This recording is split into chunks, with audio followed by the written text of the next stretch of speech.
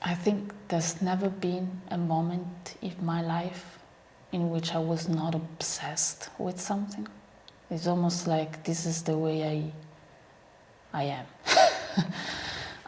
I get obsessed on details, you know. It's like there is one little detail that just freaks me out or that I just can't stop thinking about.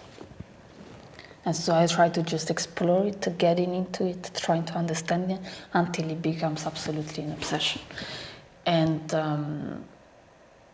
it is, I mean, somehow this really reflects, I mean, this is what I am as a person, is, you know, it's like I get obsessed with things. I just can't stop thinking about something until I know that is the way it's supposed to be.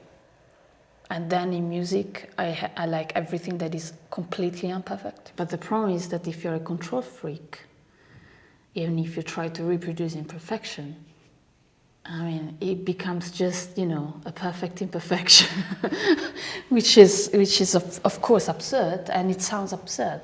So the only way I could reproduce this is trying to find techniques, sounds that are so unstable, that are so difficult to reproduce, that every single time you'd never have the perfect image of it, you know?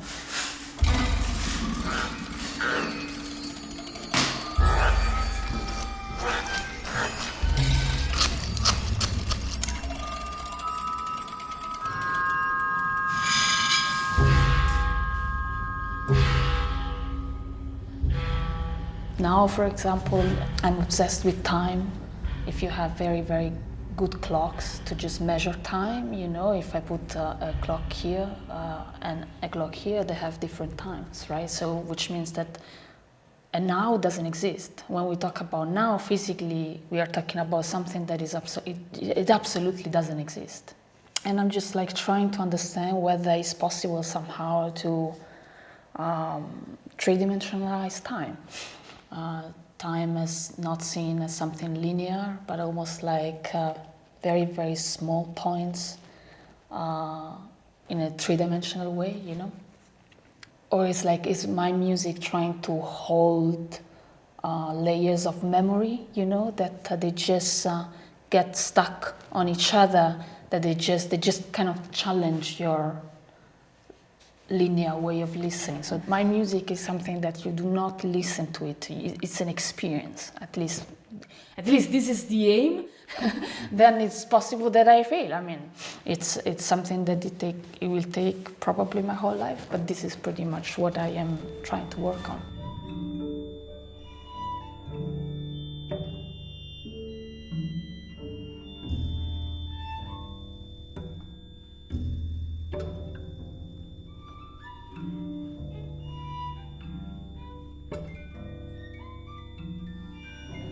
And so every time I write, it's almost like I discover things, or I uncover things that I really didn't want to deal with.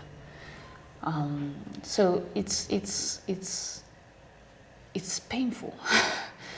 I cry when I write music, a lot, and it's not like I don't like to do the job that I do. I love to do this job because it helps me to deal with life, basically. But it's not an easy. It's not easy. It's not easy because it's an investigation of yourself. You are investigating the intimacy of thoughts, of behaviors, of things that are just too deep. And there is a reason why they are as deep.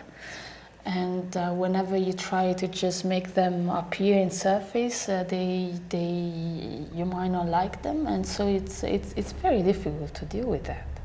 That nightmare that people have of being naked in front of everybody, yeah, I live it pretty much every concert.